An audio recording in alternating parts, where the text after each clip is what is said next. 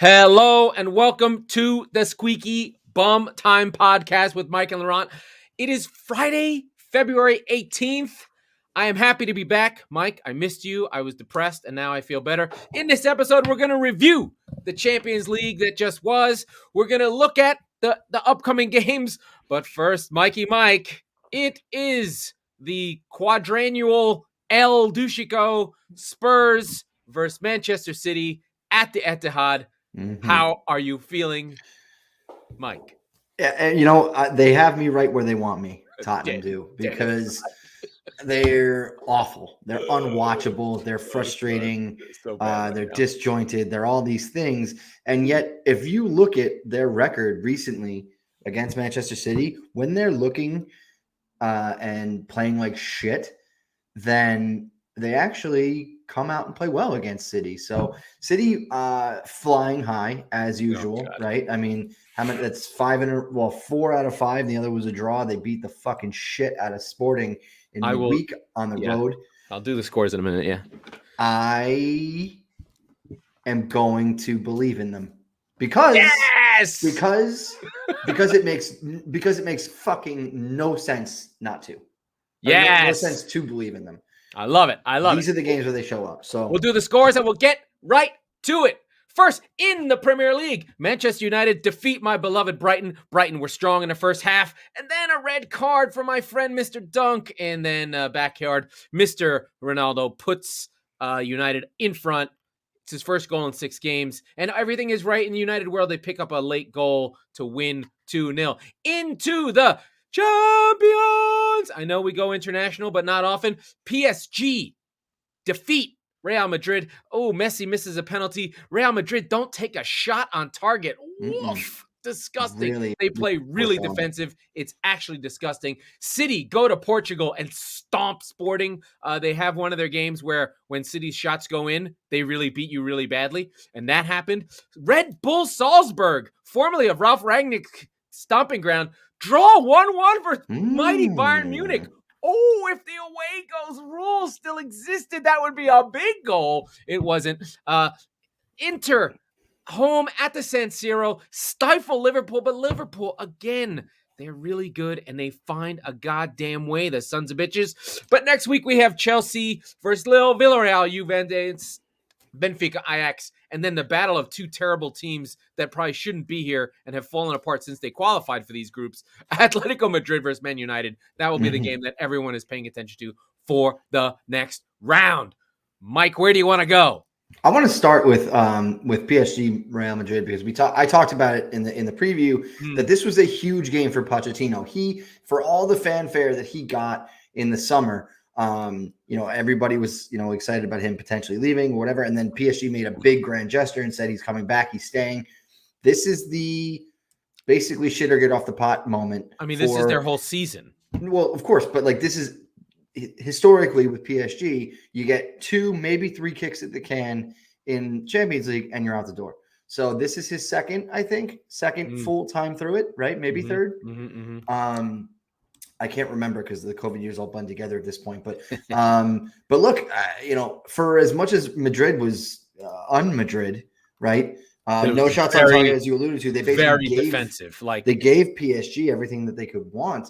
Yeah, they came really close to getting away with it, right? Mbappe scores in the 94th minute to give them the goal that they needed. So all to play for in the second leg. It's certainly not done and dusted, but almost, right? Almost for Madrid. So in the back of my mind, I'm watching PSG through the prism of how does this affect Mauricio Pochettino? Not necessarily because I want him back at Tottenham or anything, just because I still find him to be it becomes a deck shuffle, and then does the thing open up to everything? Does he go to United? Does Rangnick talk to him? Does he go back to Spurs? Does all the the deck chairs? It all comes around again. Yep. Everything starts moving again, and again, like we've said and been a theme of this season, especially after the Super League, the power of the Premier League is so huge that if you are not at Bayern, PSG, or Real Madrid, or Barca's different because they have like that weird culture. You have to be in the Premier League. Even Even the Crystal Palace job is a good job. Even Aston Villa is a good job. Like any job. Look at Conte, right? Conte won Serie A last year with Inter and was like, "I'm out of here." So yeah, he left and he ended up at fucking Spurs.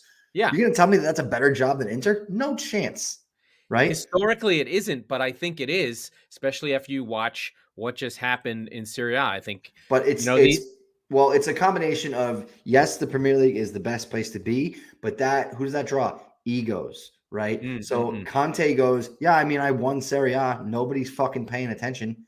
I mean, it was a big deal. I know. But at the same time, it's like all of the men that I measure myself against are in my peer group, right? I can be the king of coaches. The co-ops, the Peps, and then with Inter, it was Chinese investors. They were all trying to get into soccer because she thought that soccer was cool. They spent billions of dollars kissing his ass, and the second he stopped being into soccer, they've all bounced. Yeah. They're like, as much as we can make fun of the PIF for Saudi Arabia, make fun of Qatar with PSG, make fun of Abu Dhabi owning Manchester City, regardless of their goals that journalists have put on them. They really are football fans and really care about making these teams win. I don't care what the goals are. When your team is owned by Saudi princes, they're fucking serious. Yeah. Like, it's nice. Absolutely. Right? I don't want a weird Chinese technocrat who's trying to kiss Xi's ass. At least the Qataris, the Arab money is just like, yeah, we want to win. This shit matters. Like, PSG's now on year 10, City's on year 15.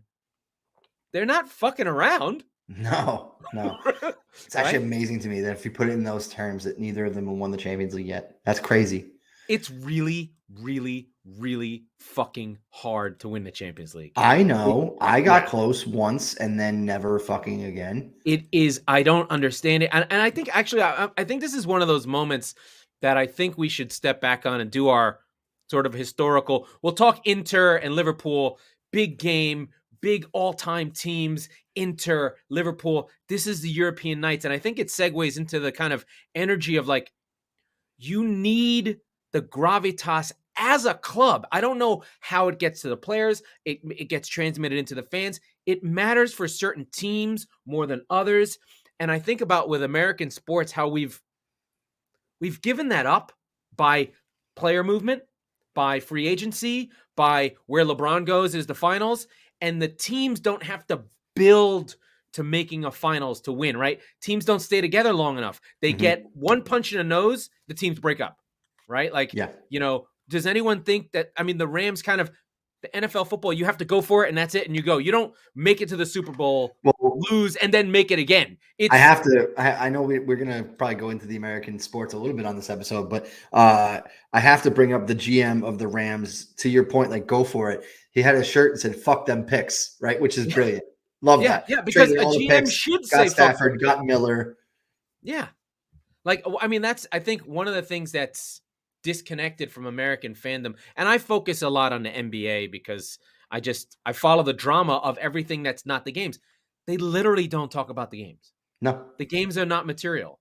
Everything goes from trade deadline to who's a free agent in the summer, not the games. And while we lament sometimes in the Premier League, there's not enough to talk about because all we have is the games, right? Like, well, look, we don't... the NFL is like that because it has 8 months of off season essentially, right? So they get a pass.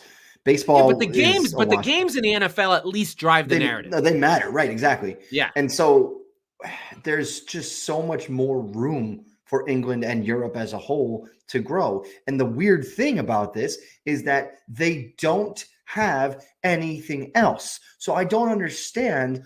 Like, you ever find yourself thinking, like, with all the technology we have and all the things at our disposal, that we have the balls to sometimes, like, say we're bored? Whereas, like, 200 years ago, 300 years ago, like, I would have killed myself. I would have been sitting here like that's, what do you guys do the rest of the week? Like, it's like, well, they do a lot of drinking. I don't think that I think one thing that we assume is that they know more about soccer than we do? They don't. We know and care about football more than they do because our culture about sport is way crazier than theirs. Like it's Saturday comes and that's it, right? Some guys are into it. You get the odd weirdos who do their travel and away days. So on one hand, yes, I would say the percentages, like the top 10%, they are significantly deeper than we are. But right. But 11 casuals? No chance. It's not even close. No, it's not even close. I would say it's not even close in both directions, right? Like that top 10. But then you make the other side of it is like there are 92 professional teams. There is a guy that we work for on FanHub who goes to every Stockport County game, every single one. He made an app. That's all he cares about. Russ, we love you, brother. Russ, one of the others.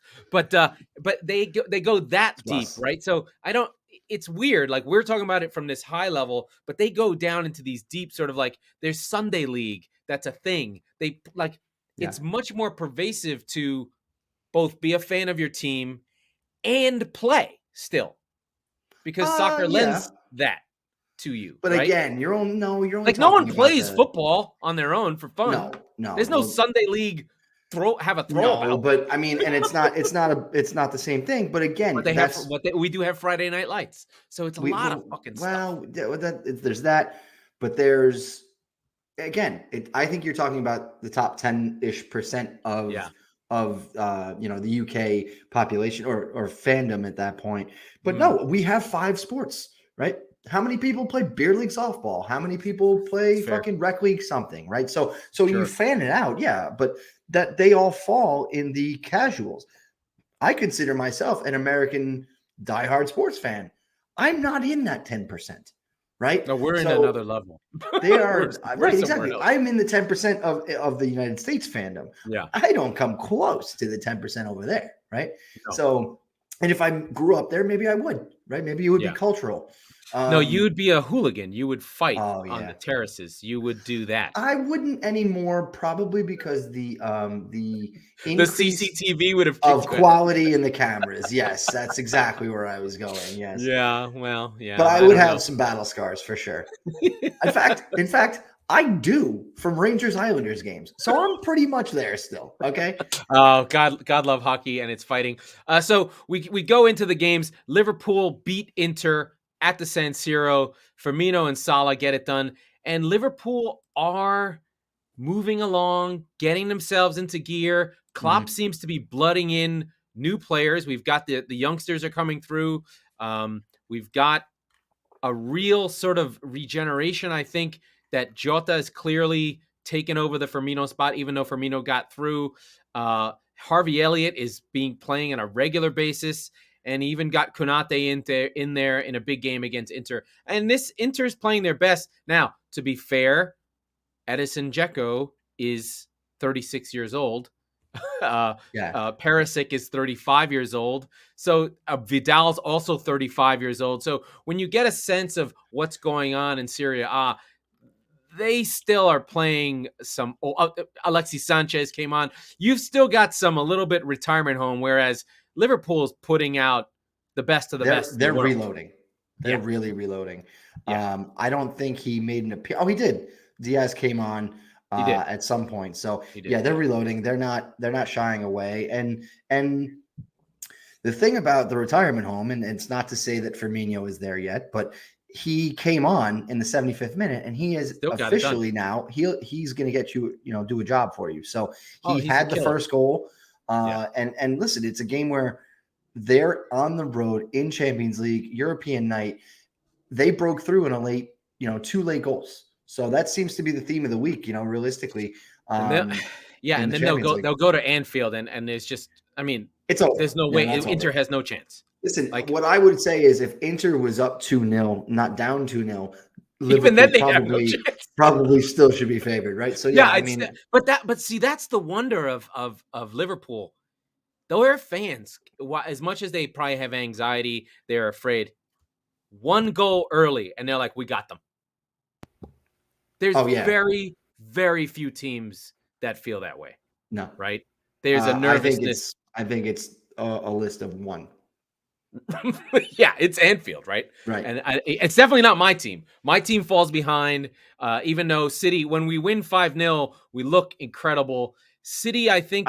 I would say Bayern's probably the other one, but you don't have the fan, like the sky is going to fall on top of me feeling on the pitch No, they're in a very Allianz. Wealthy city of Bayern. It's metropolitan. They have a beautiful new stadium. I don't know.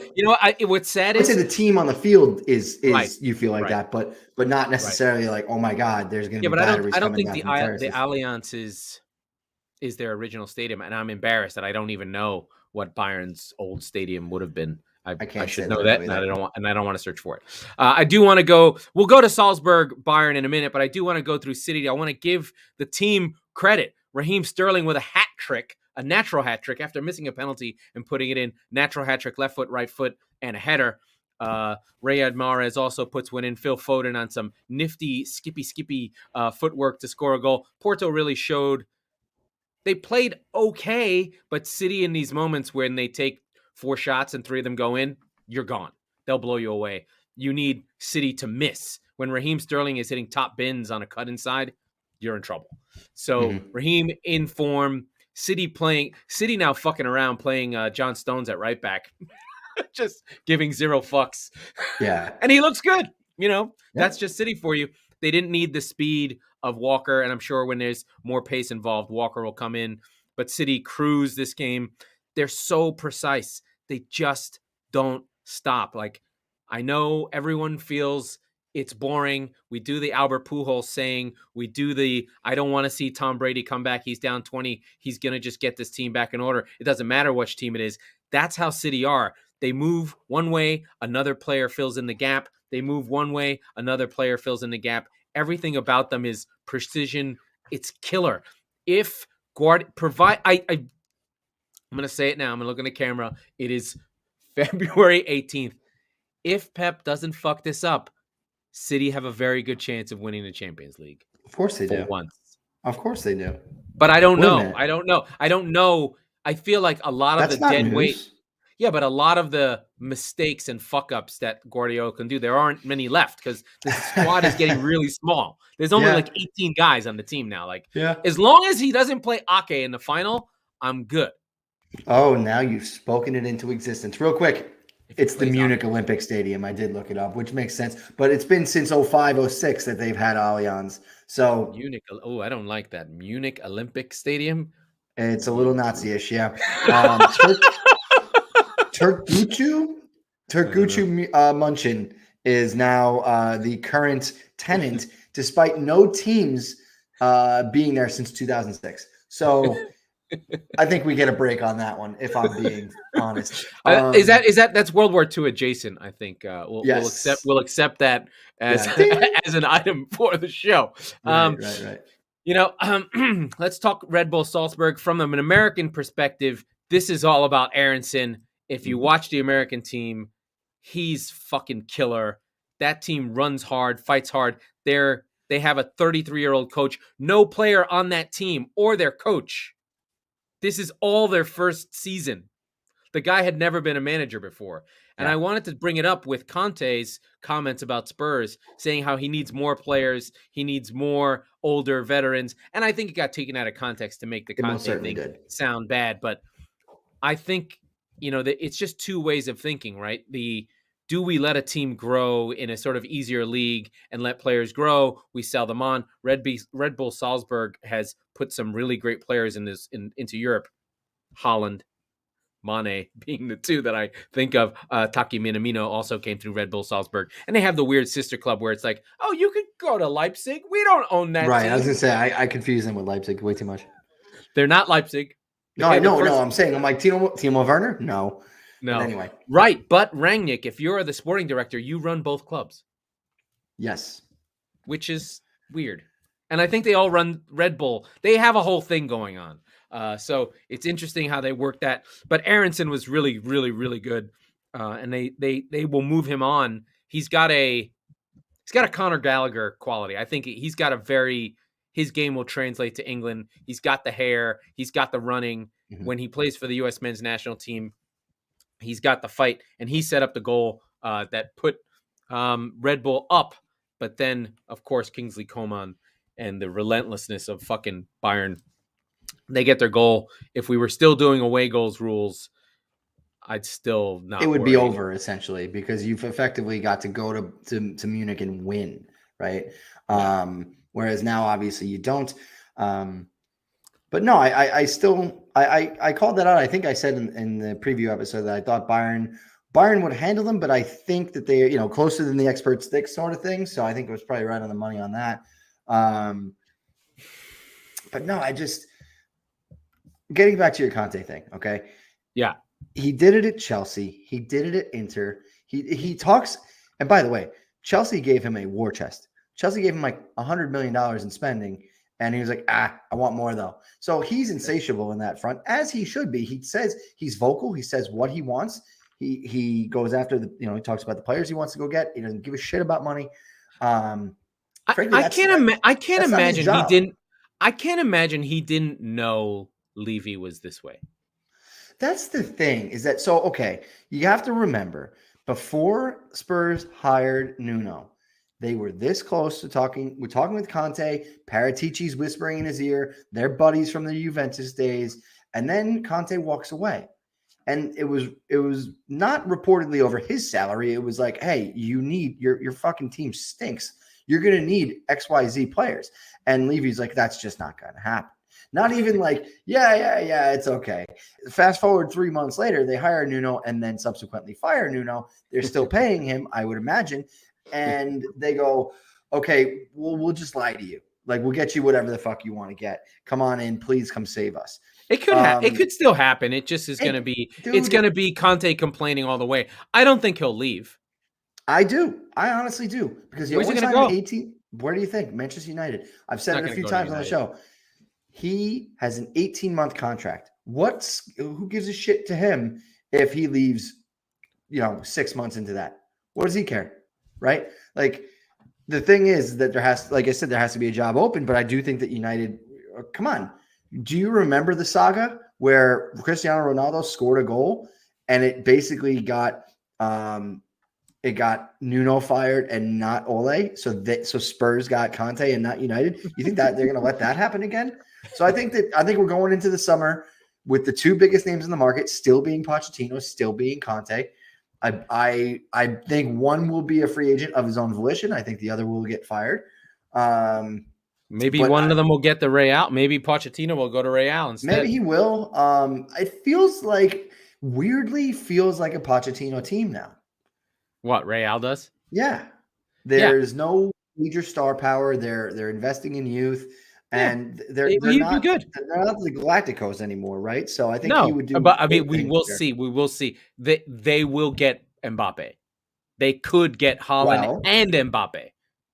That's fair, but insane.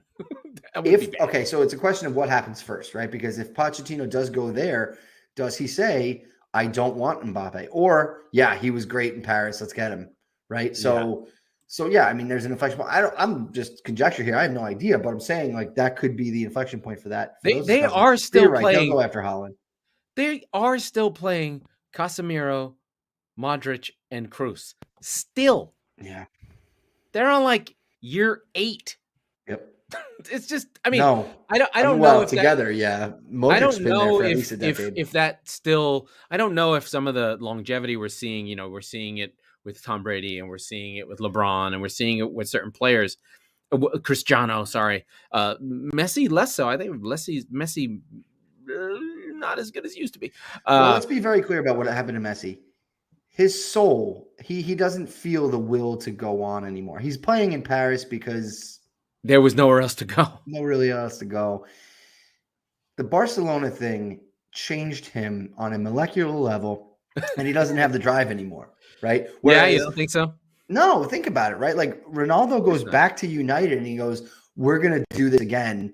And by the way, and this is not to speak ill of Messi, who I think is the more talented of the two, that he has an insatiable drive, right? Not that Messi doesn't, but Ronaldo, I think that's one thing Ronaldo has had over him. And I think that's where the argument, those who are in agreement with the Ronaldo side of that, who versus who argument. He's much more MJ versus LeBron.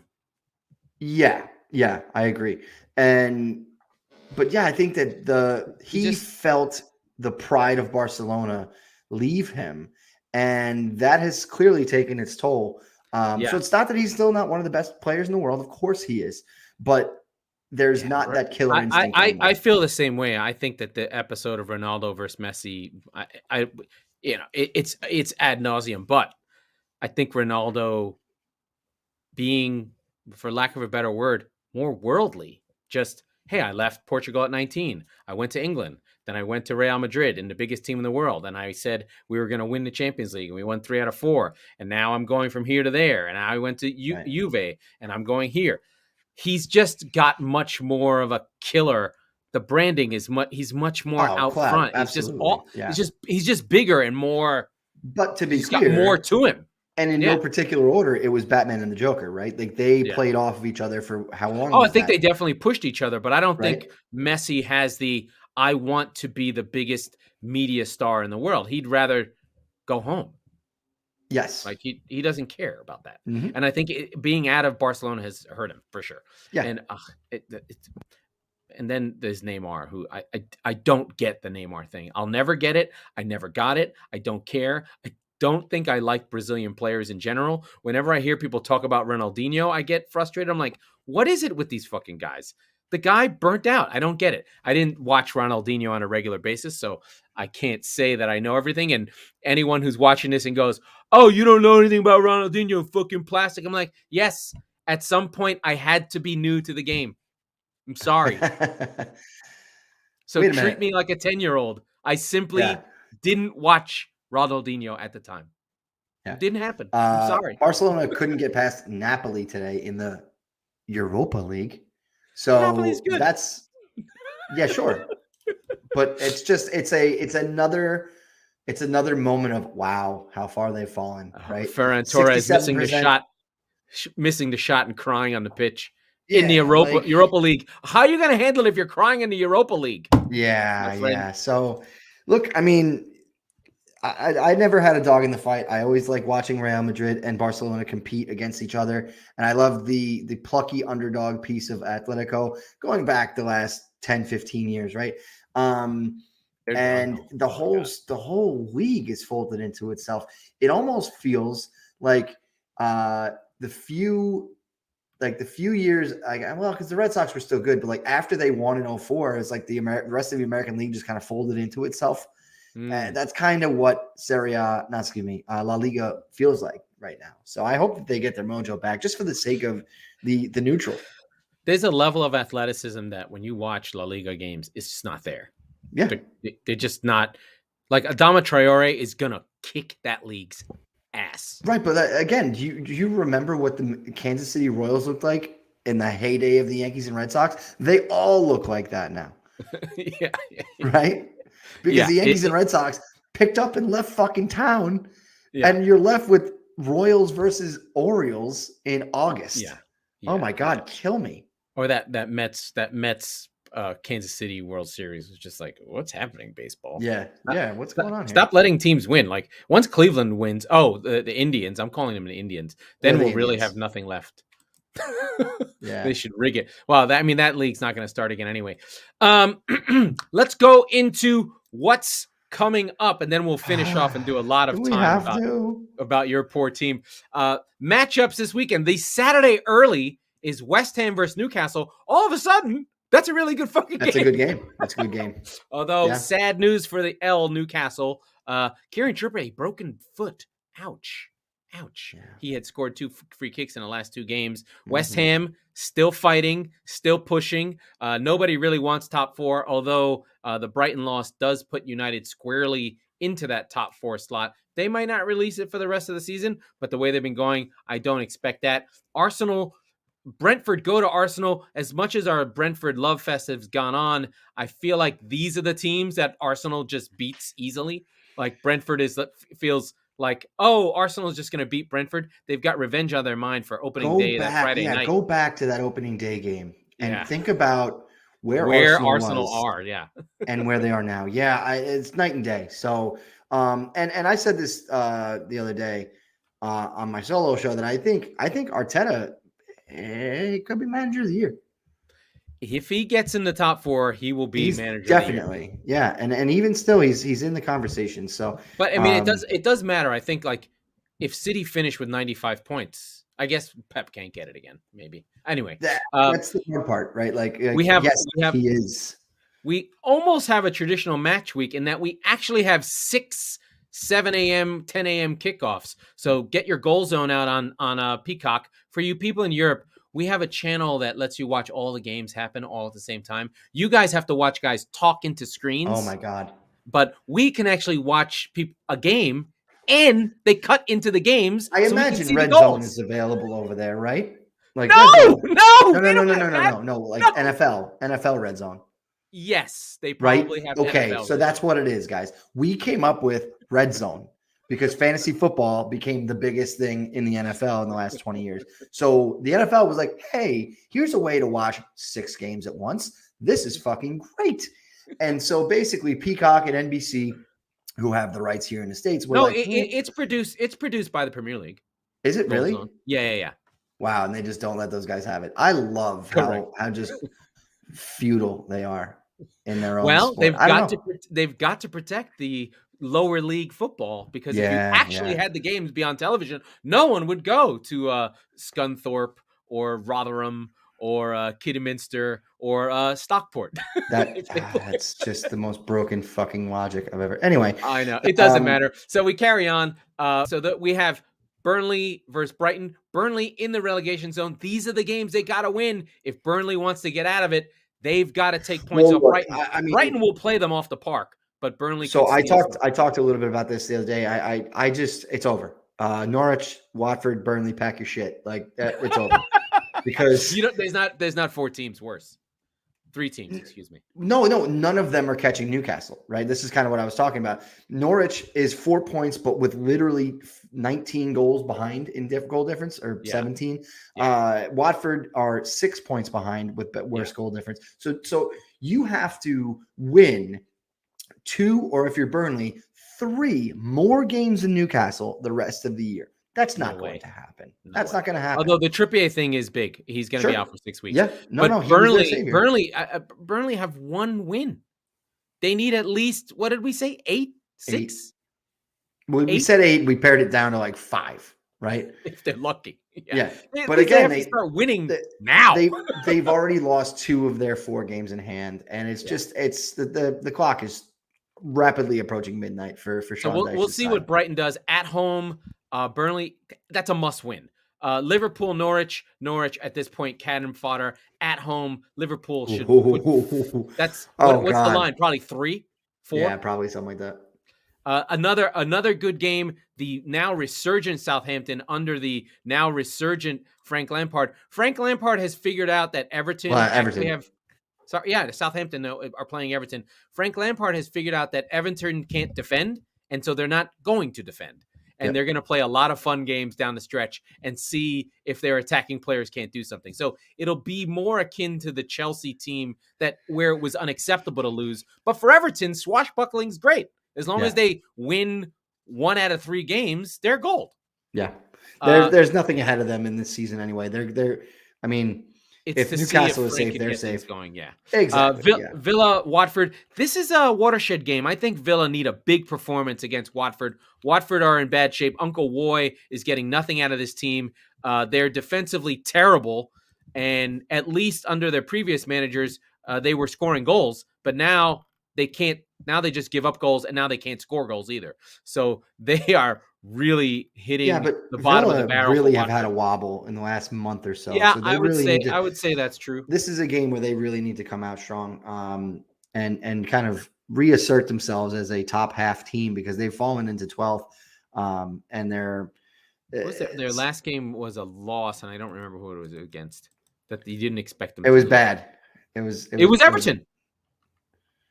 Yeah, and that was a bad loss. Everton, and then the 3-3 against Leeds. Like they're having some trouble here. So, they lost to Newcastle. That was even worse. Well, yeah. And then there's a couple of interesting ones to round out the week, right? We've got Crystal Palace hosting Chelsea. I don't know the terms of Conor Gallagher's loan agreement. They may make him sit out. Oh no, for he that. won't play. He won't play. Yeah, they don't let you play. Yeah. So that's a big shot to Palace, but yeah, but that could mean that Alisi and Eze play with Zaha, which could be fun. Sure. Yeah. No, I mean, Palace will be up for this game, no Gallagher. Not Noel Gallagher, but no Gallagher against Chelsea will be sad. But again, Crystal Palace, a problem. Leeds United versus Man United, that will be good on Sunday because Leeds will bring it and they will punch Man United in the face, or they won't. United could just blow them away. Right. If Leeds shows fight early, this is going to be one of those Leeds scores early, United boo-birds come out. It's at Ellen Road. Yeah. I don't trust United at all. I think their game plan is make Manchester United flinch. So this is going to be a fun one to see if they can succeed. Wolves and Leicester is going to round out the week on Sunday at 11:30 Eastern. The Dogs derby. Two teams that you don't really know what they are. Wolves have been strong. They're on the cusp of this top 4 European spot conversation. Like Leicester are not. But if you would have told me 6 months ago that Leicester is going to be in 7th and Wolves are going to be in 11th, I go, yeah, that makes 100% sense. But if you would have told me Wolves in 7th and Leicester in 11th, I'd been like, that's a little funky. So it's going to be interesting to see if Wolves can keep their run going. They're 4 out of 5. The one loss they had was to Arsenal, who are right above them. So they're winning games that they should. And that's how you obviously that's how you get into the top 4 in European races. But it's a tricky one. I think that they're home, right? They're at the Molyneux. So yeah, so they should have the advantage going in, but we'll see. We'll see. I think Leicester can still pack a punch on Leicester. You ready for this? Leicester have a bottom 5 defense. Yeah, that's how bad they are. Mm-hmm. So and now, Wolves have a bottom 5 defense versus have almost the best defense. Third best, I think. Yeah. Wolves have the second best defense in the league. Okay. But they have 2 games less. So they have it's 14. City are on 14 against, then Wolves, then Chelsea. But they've only played 23 games.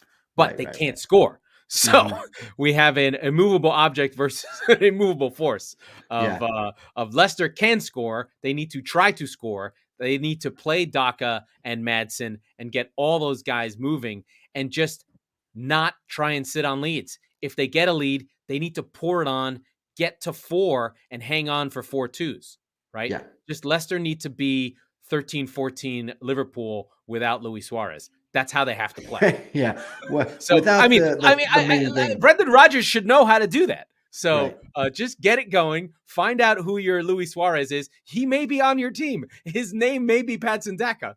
So just get that going. And hopefully that's a good game because I do enjoy Wolves. They're weirdly a defensive team that I don't find boring because Neves and Moutinho are so good when they play and they do put things together. And that brings us to our friends Manchester City versus Tottenham. Everything says you should get blown away. Yep. You can't score. You can't defend. We're the top scoring team in the league with the best defense. You should have a problem. This should be a really not in the face game. This could be ugly from the jump. But in recent years at the Etihad, I have a lot of good memories. So I don't think Tottenham are a team that get up for the big games, which is good because they're going to have a handful of them coming up. But I think that, like I said off the top, they're all of the reason and logic say Tottenham are going to get blown to pieces in this game. And if City score an early goal, as we say pretty much every week about City, then they will. But if and that's been the thing for me with Spurs against Wolves, against I forget who it was before that, but it was shaky and Southampton. Oh, they got absolutely battered by Southampton. So, but it wasn't over the course of 90 minutes per se, as much as it was in the first 15. You didn't leave your own 18-yard box. To me, it's if City can shackle Sonny, it's Sonny who kills City. It's Sonny on the break. Is Kyle Walker on the team Kyle Walker's got to be in that game. He's got to be the controlling thing because Spurs are too good not to get breaks. There will be moments. It's going to happen. But the and problem will it that be I a find 2 shots, is, 2 goals? Yeah. The problem I find is if Ben Davies starts, all that defense problem is if you're still not going to have Skip, I'm pretty sure, in the midfield. So did he die? What happened to him? He's still working through something. I don't remember exactly what, but so we're pining for Eric Dyer. This is where we are. Weird. But watch the first 10 minutes of this game. Not so much about how City looked, but about how Tottenham looked. Because if they're at 6s and 7s and they're a shit show at the back, well, buckle up because it's going to be a bumpy ride. You will have the advantage of time. You'll have had more time to practice. Because you played midweek. City will have played and been in Portugal and back. Yeah. So that is one thing. But it's not like City don't have a whole other group to play. So it's fine. They made the trip, but I mean, let's see. When did you score in that game? Because it was over almost as soon as it started. It was done they were up 4 at halftime. It was It was a very low stress game. Exactly. So it wasn't as if they were really exerting themselves. Yeah, 7, 17, 32, and 44. So I will give you your fear stat of the day. You ready? Oh, Since losing 2-0 at home to Crystal Palace in October, Man City have earned 43 from available 45 in the Premier League, going 14-1-0, with the exception being the 1-1 draw last month for Southampton. Manchester City have lost just one of their last 11 home league games against Tottenham, going 8-2 with 2 draws before we were having gone down 2-1 in February. Well, I remember the loss, and we drew with you the 2-2 a couple of years ago. When we had 35 shots on opening day. Was it opening day? That was the Laporte handball that wasn't a handball. No, that was the Lucas comes on late and scores a header like in the first touch of the game from him. When they had the green jerseys, I think it was 2019, maybe like the 2019-20 season.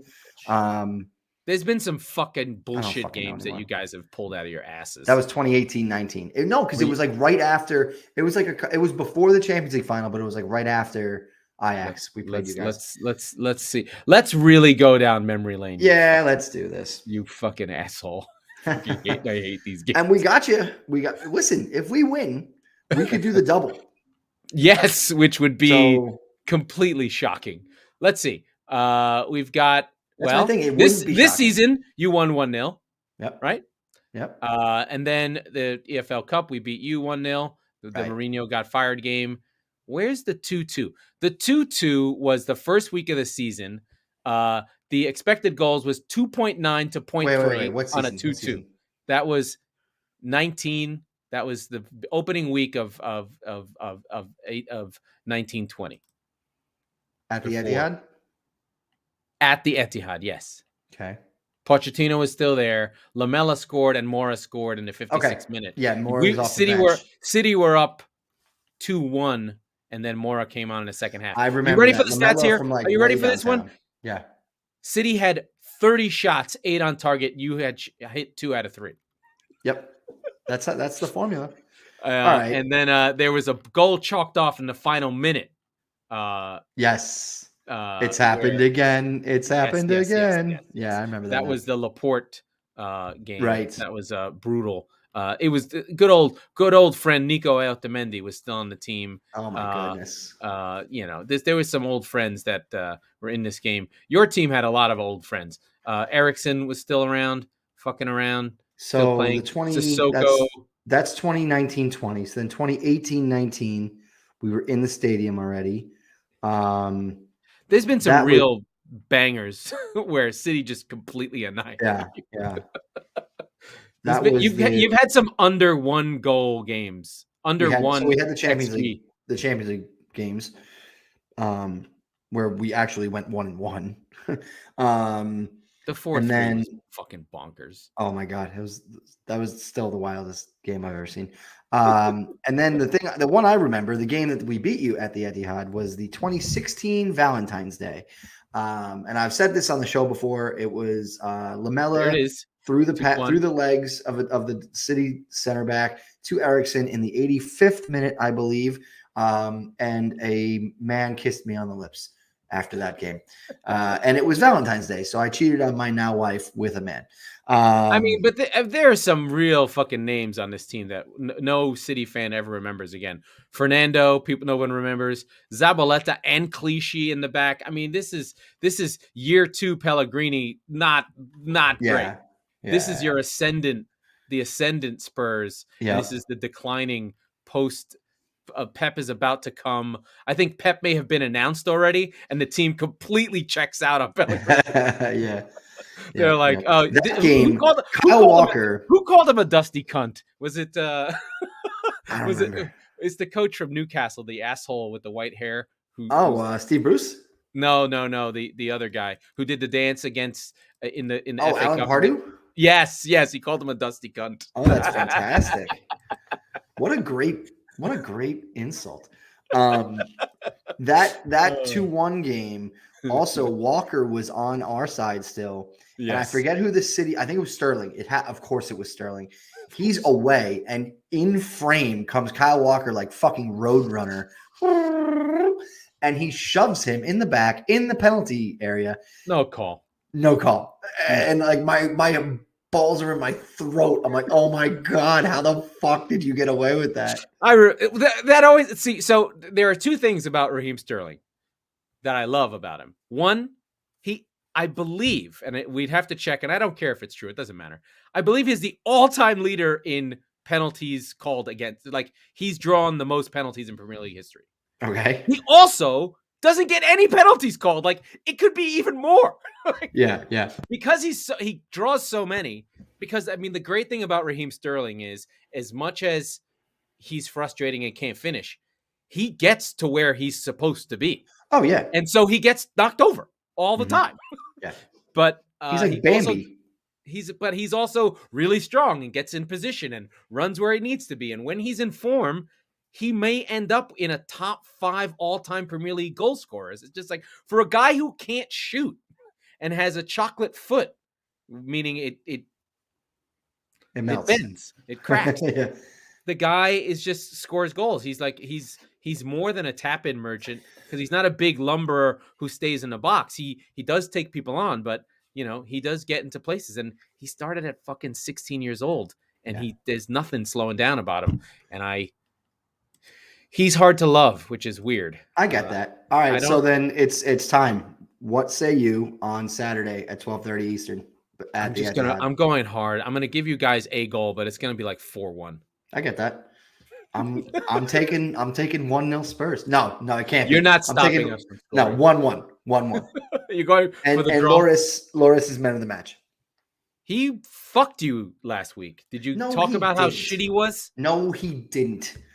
Come on, dude. He kicked an atom ball to Davies, and he had 2 chances to block the other one, and he hit it right to fucking Podence. No, he punched it out. And as I said, it went to Jimenez, not Podence, and Jimenez made a great play on the volley. But no, I mean, first and foremost, he has earned the right to make as many mistakes as he wants for 2 reasons. A, he's one of the best shot stoppers in the world, if not the best. And he plays with that defense in front of him every fucking week. They're so bad. They're awful.